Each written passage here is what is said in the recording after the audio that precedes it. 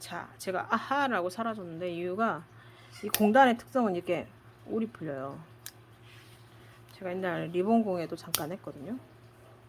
저 같은 사람을 취미 부자라고 하더군요. 취미가 많은 사람?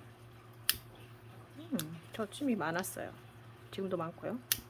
자, 공단 리본공예 할 때도 보면 이 끝에를 이렇게 불장난하듯이 샥샥 너무 많이 하면 시커멓게 타요.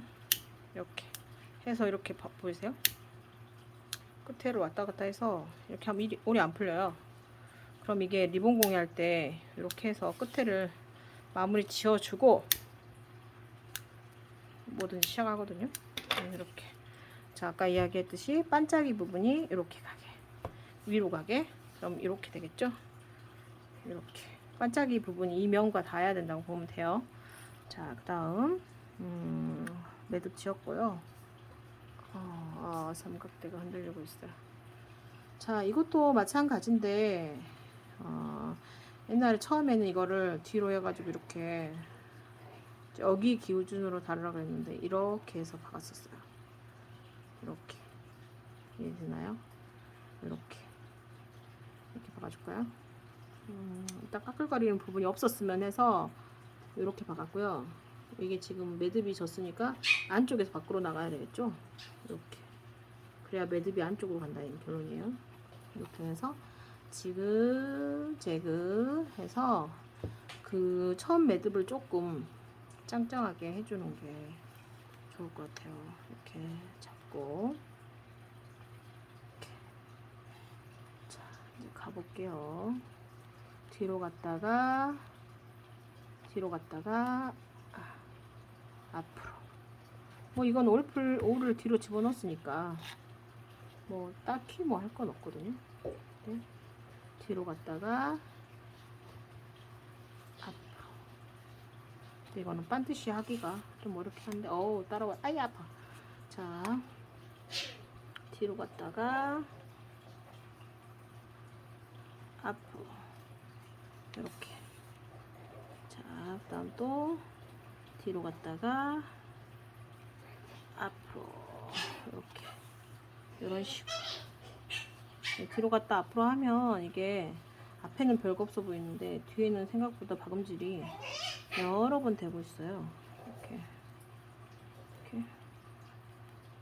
이렇게 해서 그러니까는 조금 뭐라고 해야 되나, 매듭이 뒤로 이렇게 이런 아까 열 처리를 했지만 까끌까끌 할 수 있는 부분이 최대한 뒤로 가게 했거든요. 결론적으로는 내 아이가 편하게 신을 수 있으면 좋겠다 생각하고 꾸미면 됩니다. 초등학교 3학년 발레를 시작하는 마음 쉽지 않죠? 쉽지 않습니다. 왜냐하면 저희가 이제 발레를 주변에 이제 전공했던 이제 뭐 선배도 있었고 하지만 실질적으로 겪어보진 않았잖아요. 그리고 그냥 그런 거 있잖아요. 미대 가려면 그 다음에 뭐 음악 전공하려면, 음대 가려면 이런 걸 발레 같은 걸 하려면 돈이 많이 들더라. 뭐 이 정도. 이 정도 이야기 들었지 않나요? 우리가 평소에. 근데 이제 저희가 경험해본 바에 의하면 어떠느냐. 혹시 여자애들은 거의 발레가 로망이지 않나요? 제가 본 여자애들은 거의 발레가 로망이었는데 항상 이렇게 살짝 뒤집어서 발레가 로망이죠.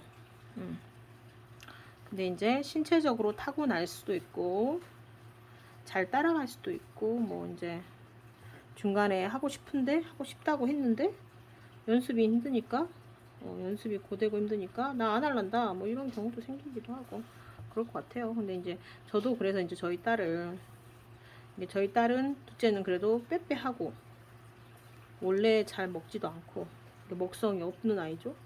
그래서 뭐 크게 발레를 하는데 제약은 없겠다고도 하고, 이제 발레 하는 또 후배가 옛날에 꼬마 때도 발레를 너무 좋아한다 그랬더니 이제 무릎이나 뭐 이런 다리 라인이 발레하기 굉장히 좋은 신체 구조다 뭐 이렇게 칭찬도 해줬거든요.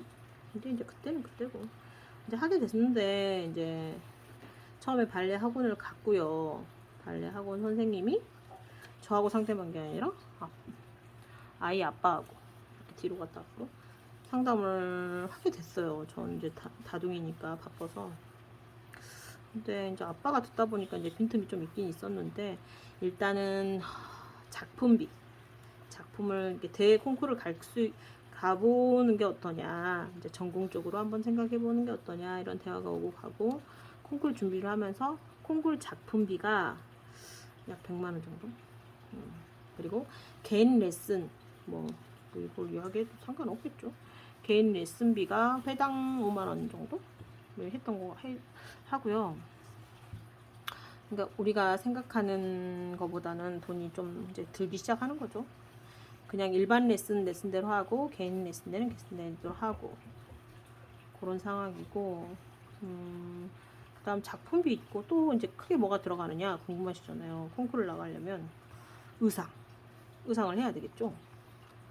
의상비는 평균 150에서 200 정도 맞춰야 되고, 소품. 근데 소품 같은 경우는 뭐 방망이가 될 수도 있고, 머리에 꽂는 보석이 될 수도 있고, 뭐 이런 거를 또 맞춥니다.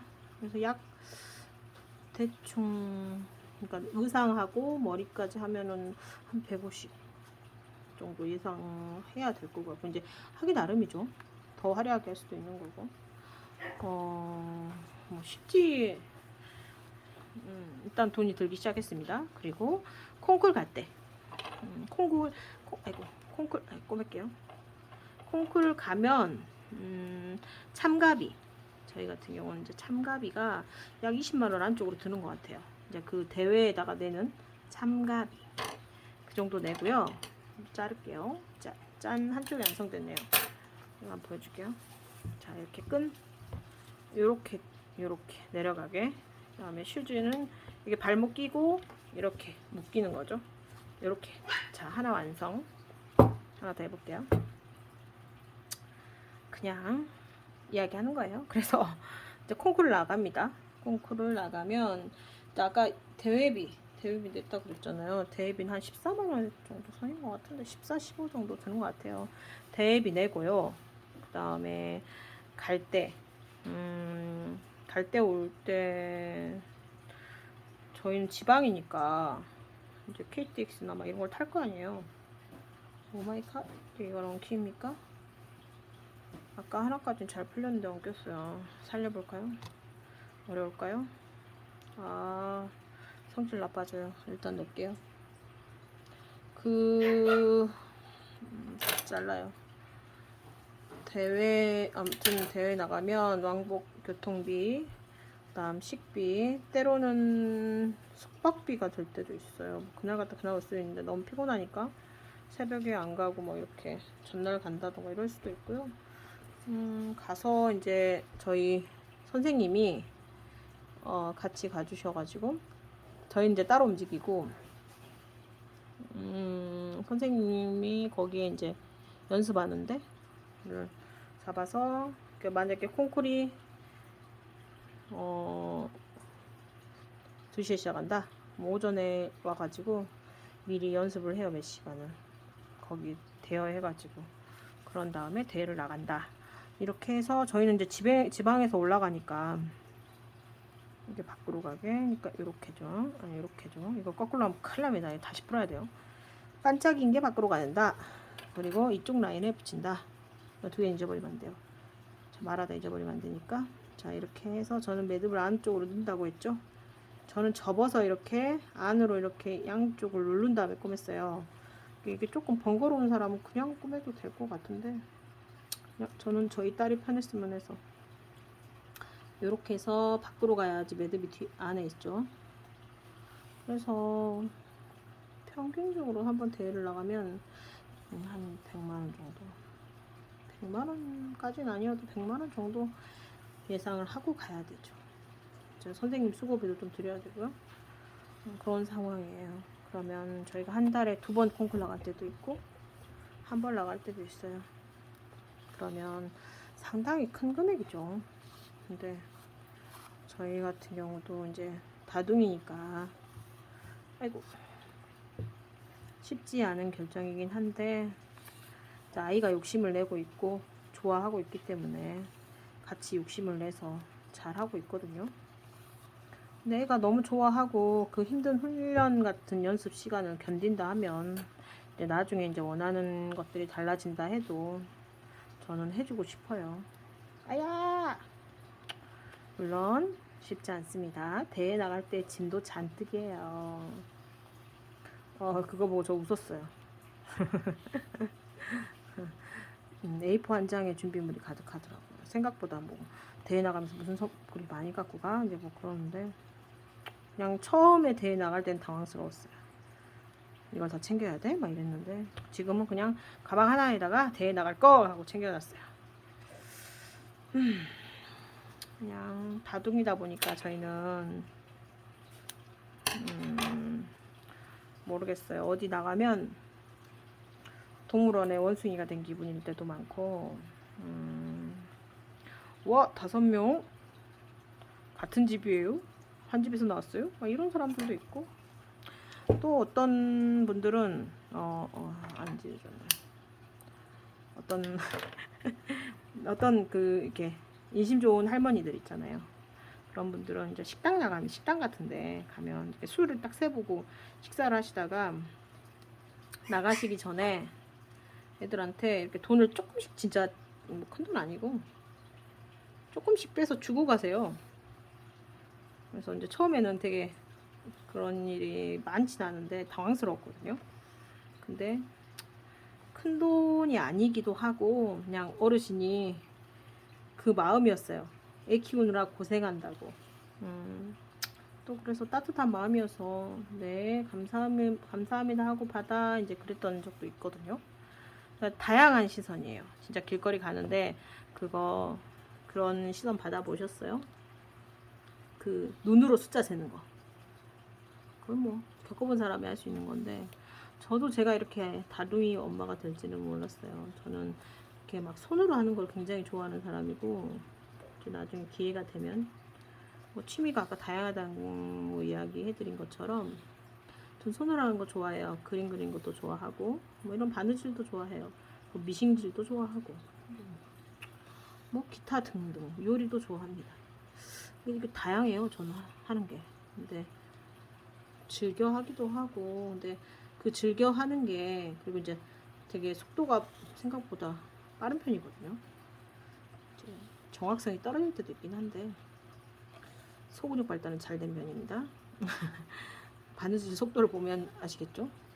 근데 너무 막 가지런하게는 사실 저는 잘 못해요. 근데 이제 꼼꼼하게 하겠다. 꼼꼼하게까지는 아니고 안 떨어지고 안 불편하게 하겠다는 목표로 하고 있기 때문에 다 꾸며갑니다.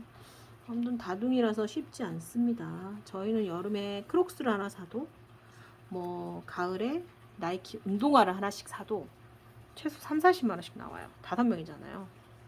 근데 저는 또 되게 그건 싫어요. 첫째니까 둘째 신어라. 둘째니까 셋째 신어라. 이제 신을 수는 있죠. 근데 본인 거를 하나씩 사줘야 된다고 생각해요. 저는. 언니도 사는데 오빠도 사는데 형아도 사는데 왜 나만 안 사줘? 이런 막 그런 맺힌 말을 솔직히 듣기도 싫기도 하고 그냥 저는 그래서 나이키를 사든 크록스를 사든 똑같이 사주거든요. 그래서 상당히 조금 많이 지출이 될 때가 있지요. 그런데 뭐 애들에게 그 정도는 해줘야 된다고 생각합니다. 그래서 하고 있고요. 자, 요렇게 자 X자 자 보이시죠? 반짝 이건 발목 놓고 손목 놓고 이렇게 반짝반짝 반짝한 면이 위로 오게 그리고 이렇게 딱 잡아 당겨 보면 짱짱하죠. 요렇게 우리 딸이 이걸 신고 대회에 나갈 것 같아요. 이렇게 다 토슈즈의 바느질. 자, 여기까지였습니다. 우리 다둥이 이야기는 다음에 또 제가 이렇게 작업을 할 일이 생기면 또 해드릴게요. 다둥이의 에피소드는 생각보다 많습니다. 여러분 안녕.